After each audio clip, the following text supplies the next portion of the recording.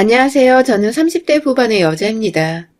저는 결혼도 아이도 제 인생에는 결코 없을 것이라고 단정을 지으며 살아왔습니다. 제가 너무 잘나서 비혼을 선언한 것이 아니고요. 저 혼자 벌어먹고 살기도 너무 벅차니까 결혼이며 아이며 무언가 제가 책임을 져야 하는 것들을 애초에 만들고 싶지 않다는 생각이었죠. 결혼을 하게 되면 남편뿐만 아니라 남편의 시댁과 친구 등등 그와 얽혀진 사람들과의 만남도 잦아질 테고, 그렇게 되면 그간 제가 사람을 사귀어왔던 것과는 다른 방식으로 평생 이혼을 하지 않는 이상은 어떻게든 관계를 잘 이어가야 할 텐데, 부조리하고 불합리한 소리를 가만히 듣고는 못 사는 제가 혹여나 시집살이를 어처구니 없이 당하게 되어도 참아야 하는 건 아닐까 싶어서 걱정도 되더라고요. 거기다 아이까지 낳고 산다고 생각을 하니 참, 한 번밖에 없는 인생을 이리 살아도 될까 싶었죠. 사실 저희 친정엄마가 시댁살이를 참 혹독하게 치르셨던 것도 제가 비혼을 선언한 것에 한 몫을 했습니다. 아주 어릴 적부터 할머니 집에 가면 식구들 다 밖에서 TV 보고 신난다고 떠들어대고 있는데 엄마 혼자 부엌에서 그 많은 사람들의 목까지 설거지를 하고 때 되면 과일까지 깎아오고 정말 어린 제 속이 문드러지더라고요. 그 와중에 친정아빠는 남일 보듯이 와이프 도와줄 생각은 안 하시고 오히려 친척들과 함께 거들며 이것저것 해오라고 엄마한테 시키기나 하고 있고, 아마 제 또래 여자분들이라면 이런 모습들 명절마다 참 많이 보셨을 거라 생각을 합니다. 그래서 그런 삶을 혹여나 내가 똑같이 살아갈까봐 명절에 쉬기는커녕 남의 집에서 설거지나 하고 손발 없는 사람을 위해 먹을 거 내어주며 노동을 해야 할까봐 그냥 간단히 살기로 했죠. 혼자 살면서 명절엔 제대로 쉬고 주말엔 난류한 취미생활이나 하며 인생을 좀 즐겁고 아름답게 갖고 보자고 말입니다. 하지만 저는 1년 전에 결혼을 했습니다. 그리고 지금 1년 좀 안 된 아이도 하나 있고요. 네, 제가 그만 사고를 쳐서 결혼을 해버리고 만 것이에요. 사실 사고라고 할 것도 없었어요. 마흔을 바라보는 다 큰 성인 남녀가 잠자리를 가지는 게 그리 낯뜨거울 일은 아니었으니까요. 다만 그 결과가 어처구니 없게도 임신을 하고야 마는 큰 실수를 저질렀다는 것이 지금까지 정말 큰 후회로 남습니다.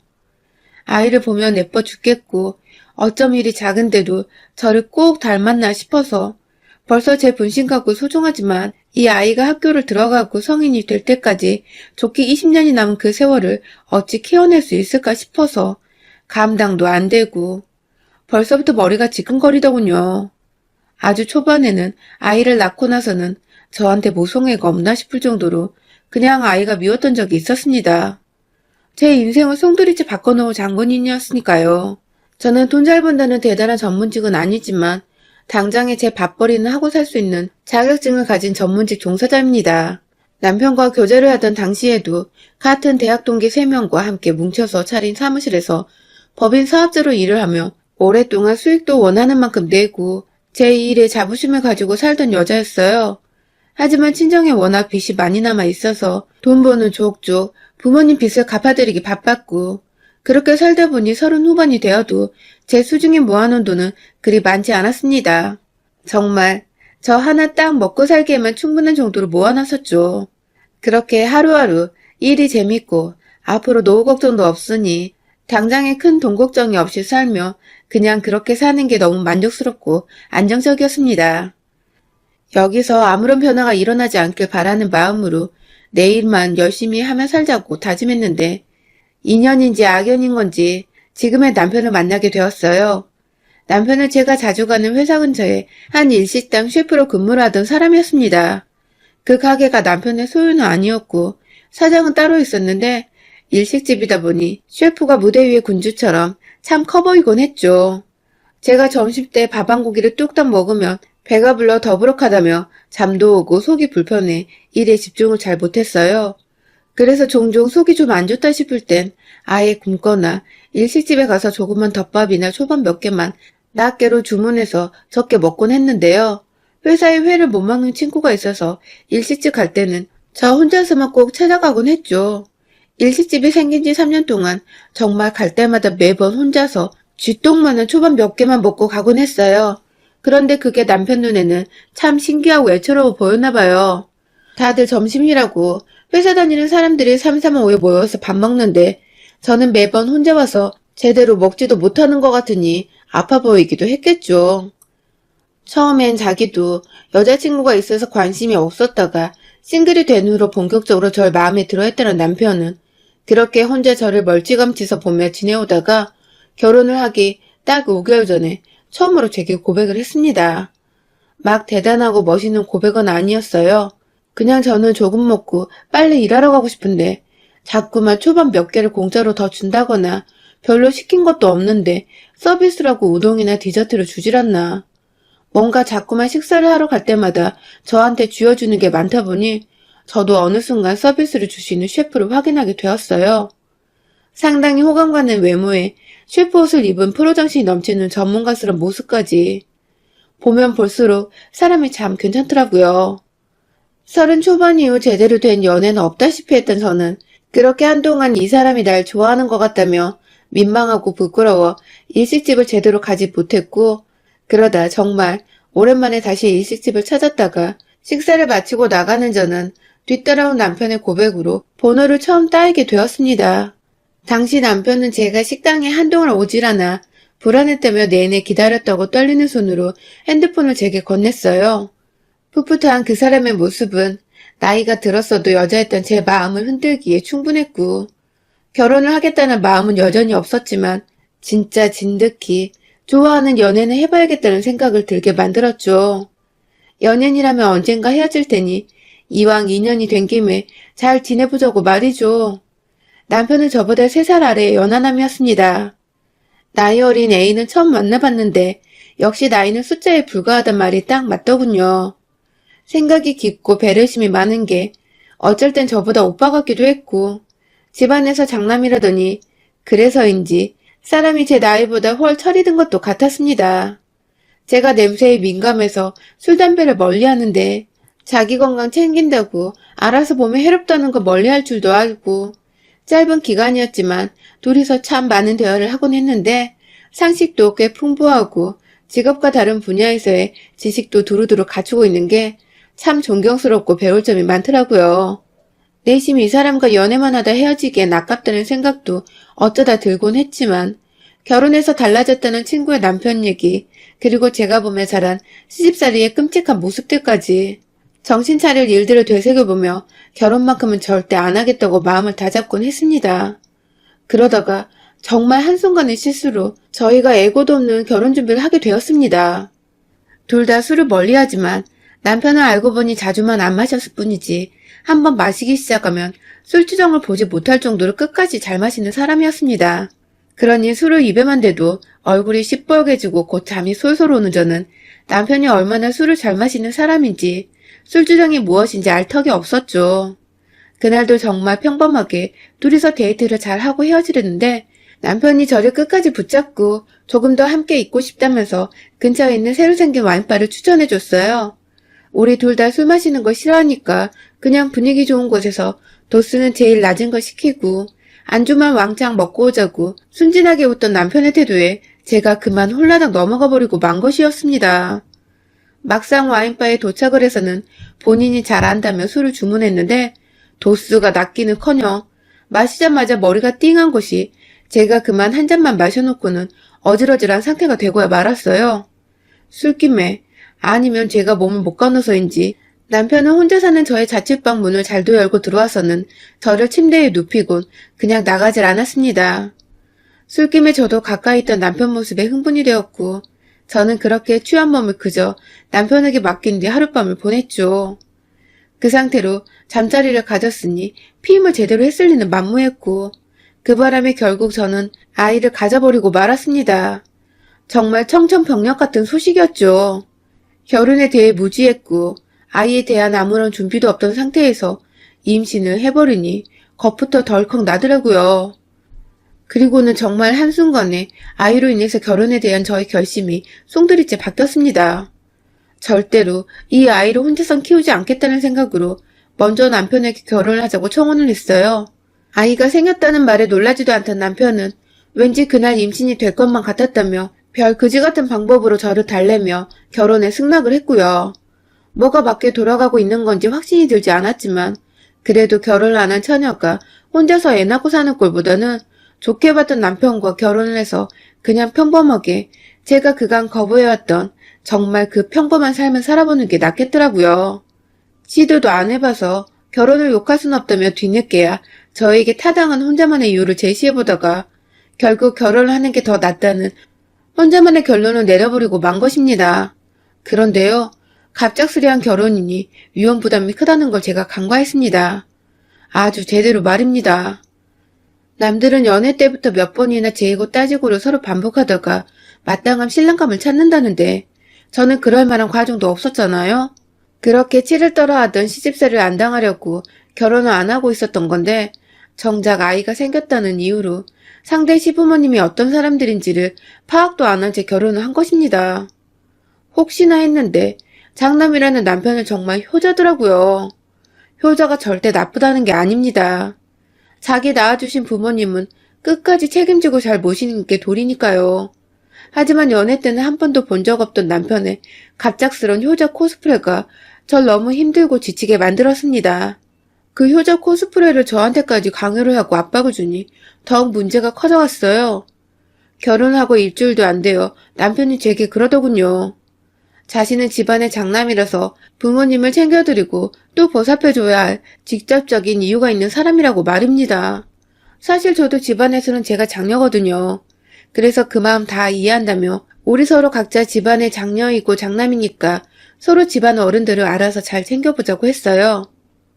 명절이나 서로 식구들이 모여야 할 때는 또 그만큼 서로의 부모님께 최선을 다하는 건 당연하고요. 그런데 남편은 그 얘기를 듣자마자 그런 게 아니라고, 결혼은 그렇게 사는 게 아니라며 훈계를 두더라고요.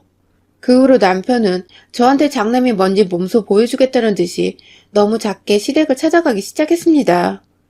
신혼집은 갑작스레 결혼을 한 거라 제가 전셋집을 뺄 수가 없어서 그냥 제가 살던 전셋집에서 신혼집을 차리게 되었는데요. 시댁이 여기서 지하철로 6정거장이면 가는 가까운 거리에 있더라고요. 연애할 땐 집엔 발해대주면서 단 한 번도 자기 집이 이 근처라고 말한 적이 없던 남편은 제 전셋집으로 살러 들어온 후에 매일같이 집이 가까워서 너무 좋다며 처음부터 이 집에서 신혼집을 차리고 싶었다며 무척이나 마음에 들어 했습니다. 그리고는 가깝다며 일주일에 못해도 3번은, 그것도 평일 저녁 2번과 주말 1번을 끼고는 퇴근 후 혼자도 아닌 아이와 저를 데리고 자꾸만 시댁을 가곤 했죠. 다행히 저나 남편이나 자가용이 있어서 차를 타고 빠르게 도착하긴 했지만 제겐 시댁 가는 길이 늘 천리 만리였죠. 사실 지하철 6정거장도 자리 못 잡으면 지하철에서 한참 서 있어야 하고 계단이며 엘리베이터로 이동하고 집 앞까지 찾아가는데 시간과 노력이 정말 많이 소요됩니다. 그리고 제가 노는 사람도 아니고 막달까지 사무실을 나가며 일하다가 애 낳으면서 겨우 3달 정도 쉬고는 곧장 다시 출근하고 있는 사람인데 퇴근 후 제대로 휴식도 취하지 못하게 자꾸만 시댁에 들락날락하게 하는 남편이 정말 너무 얄밉더라고요. 그래도 애기를 보면 좋아 죽겠다고 또 오라는 시어머니한테 저 힘들다고 남편 앞에서 면박을 드릴 수도 없는 노릇이고 그냥 알겠다고 말을 반복하며 다음에 또 그 다음에 또 찾아가며 매주 저희 친정보다 더 작게 시댁을 찾아갔습니다. 결혼 전에는 저희 부모님의 생신을 먼저 물어보고 연애 중이었는데도 선물까지 준비해주던 다정하고 정 많던 사람은 어디로 가고 완전히 자기 집밖에 모르는 사람이 되어 있더라고요. 어찌나 마마보인지 결혼 후에 아이를 키우며 혹여나 아이가 지나치게 울거나 또는 지나치게 조용하거나 하면 금세 또 시댁에 전화를 해서 의사도 아닌 시어머니께 아이가 왜 이러냐고 물어보고 있고 하다 제가 몸에 좋다고 말을 익혀서 멸치와 볶아 반찬을 만든 적이 있는데 그걸 사진으로 찍어서는 시어머니께 전송을 했더라고요. 살다 마랑 멸치를 볶아서 반찬으로 먹어보긴 처음이라며 이거 이렇게 먹어도 되는 거냐고 물어보려고 말입니다.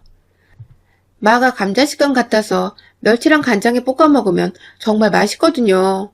제가 동물도 아니고 남이 못 먹는 음식을 설마 남편한테 만들어 바치겠나요? 못 먹겠으면 입 싹 닫고 지가 반찬을 해먹으면 될 것이고 똑같은 직장인인데 반찬 투정할 시간에 밥 차리는 걸 조금이라도 도와주면 뭐라 말은 안 하겠는데 이 사람은 살림살이에 손을 떼고 어쩌다 아이가 울고 보채면 데려가 아이만을 돌보며 여전히 밥 차리고 빨래하고 또 장보고 음식물 쓰레기를 버리는 것까지 다 제가 도맡아 했습니다. 어처구니가 없는 결혼 생활을 하고 있는데 저는 그걸 뻔히 다 알면서도 애 때문에 계속 참고 넘기기를 반복했죠. 이 짓이 싫어서 결혼을 하고 싶지 않았고 아이를 낳기도 싫었던 건데 졸지에 결혼과 육아를 동시에 하면서 혼자 너무 힘들어하고 있었습니다. 그렇게 빡센 결혼 생활을 1년 정도 지속했습니다. 일주일에 못해도 3번 정도 퇴근 후 찾던 시댁은 제가 너무 힘들어서 못 가겠다고 여러 번 인상을 쓰고 얘기를 하니 남편이 혼자 토라져서 시댁을 찾아가며 그러면서 저는 더 이상 시댁을 남편 따라 가지 않아도 되었어요. 다만 시댁을 나서는 길엔 꼭 저를 천하의 나쁜 며느리로 쳐다보며 나가는 남편의 표정 때문에 늘 속이 편치 않았고 결국 평화로운 가정을 위해서라며 저 스스로를 겨우 달래고 자존심을 구긴 채 남편에게 먼저 이번에 시댁에 같이 가자고 말을 꺼냈어요. 거의 2달 정도 만이었던 것 같아요. 이 얘기인 즉슨 남편이 2달이 되는 동안 저한테 말을 거는 둥 마는 둥 삐져서 애마냥 굴어왔단 소립니다. 제대로 대화도 안 하려고 하고 지 자식도 본체만져 하려는 꼴이 정말 애 다루듯이 달래줘야겠다는 생각을 들게 했죠. 그 바람에 제가 먼저 시댁을 가자 했다며 화가 풀려버린 남편은 대신 횟수를 좀 줄이자며 일주일에 2번 정도만 시댁에 찾아가게 했는데요. 3번이나 2번이나 저한테는 별다른 차이가 없었습니다. 오히려 이제는 황금 같은 주말에 몰아서 저를 시댁으로 데려가는 게 더 골치 아프고 신경질이 났어요. 천만다행이게도 시댁에서 시집살이를 당하고 모진 소리를 듣는 듯 기분 격하게 상할 일은 없었습니다. 하지만 최근에서야 바보 같은 제가 깨달은 게 있었어요. 시댁 식구들이 모두 티를 안 내고 제게 시집살이를 시키고 있다는 것을요. 다들 아기가 이쁘다고 아기를 본다며 부엌 근처는 얼씬도 안 하길래 이 집은 아무도 저녁도 안 먹고 밤엔 야식도 안 먹는구나 싶었는데 그게 아니라 며느린 제가 먼저 엉덩이를 털고 일어나서 부엌에 들어가 뭐라도 만들어 내오길 기다리셨던 것입니다. 그론 제가 먼저 나서서 부엌에서 과일을 깎던 사가져간 음식을 정리해 내오던 시부모님께 먹을 것을 대접해야 했고 남편은 제가 바쁘게 움직이는 거 보고는 있는지 알고는 있는 건지 단 한 번 도와주러 나선 적이 없었어요.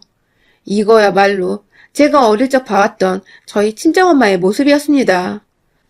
엄마의 인생을 큰딸인 제가 쏙 닮아 비슷하게 살고 있었던 것입니다.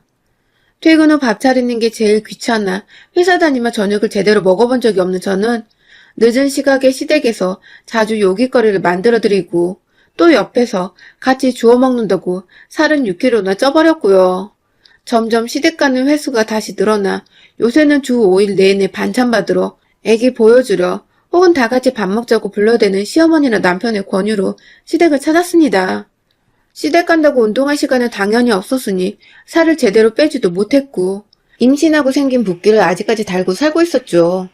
그런데 어떻게든 참아볼 수 있었는데 남편의 변해가는 태도들이 결국 저를 벼랑 끝까지 몰아버리고 말았습니다.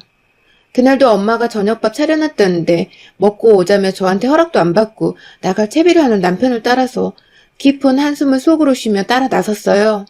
우리 부모님 집도 나름 가까운 곳인데 한번 찾아가려 하지 않는 인간이 뭐 이리 당당하게 절 시댁으로 데리고 다니나 싶어서 다시금 이 사람과 싸워야 하나 2달 정도 말을 하는 둥 마는 둥 살아야 하나 머릿속으로 혼자 복잡하게 생각하고 있는데 시댁에 가서 일이 생겼어요.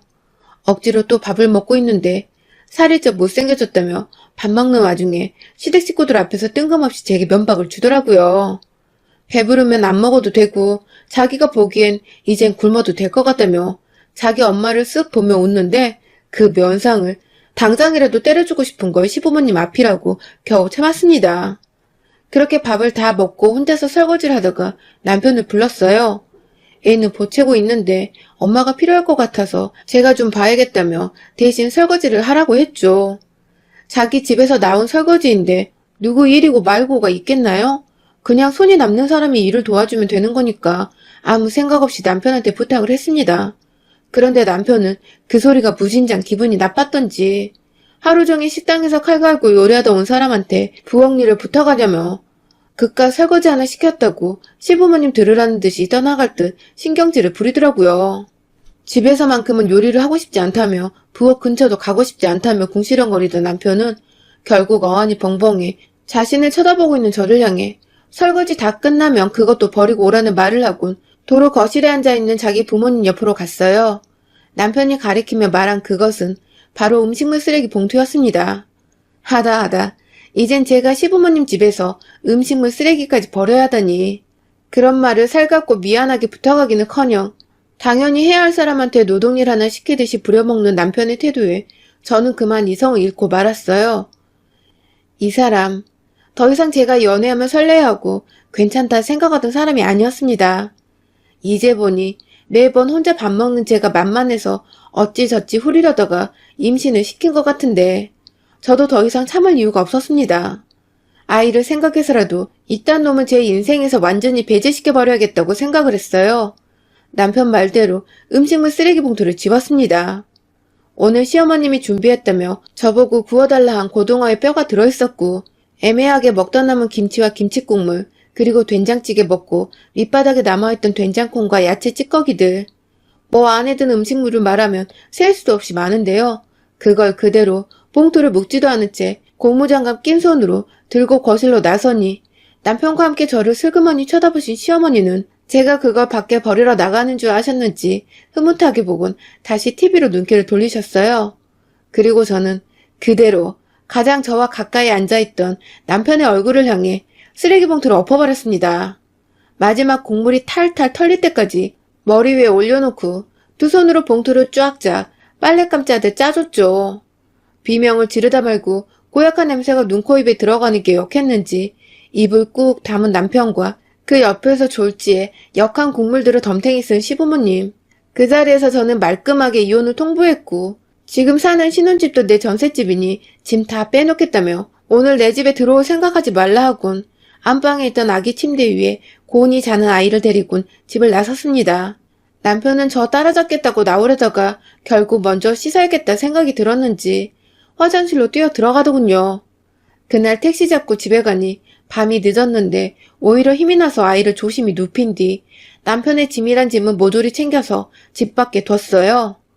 24시간 열쇠 아저씨 부르려다가 시간이 없을 것 같아 그 밤에 제가 비밀번호까지 변경을 했고 결국 한참 뒤에 집에 온 남편은 자기 짐이 다 빼져 있는 걸 보더니 한참 문을 두드리며 열어달라고 하소연을 하다가 힘이 빠졌는지 다시 시댁으로 가더라고요.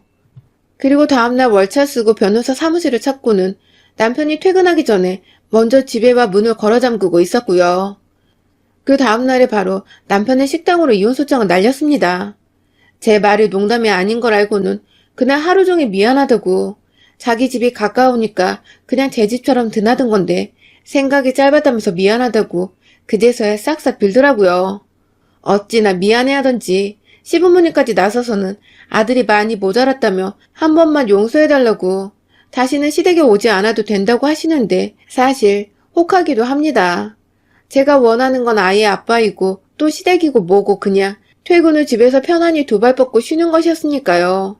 저도 애엄마로 사는 게 처음이라 어찌 결단을 내려야 할지 불안함이 없잖아 있는데 남편과 시댁까지 나서서 일이 저자세로 나오니 앞으로 몇 주간이라도 더 남편이 얼마나 저한테 진심으로 사과를 하고 싹싹 비는지를 좀 더 보고서 남편과 앞으로의 결혼 생활에 대해 추가 협상을 좀 해봐야 할 것 같습니다.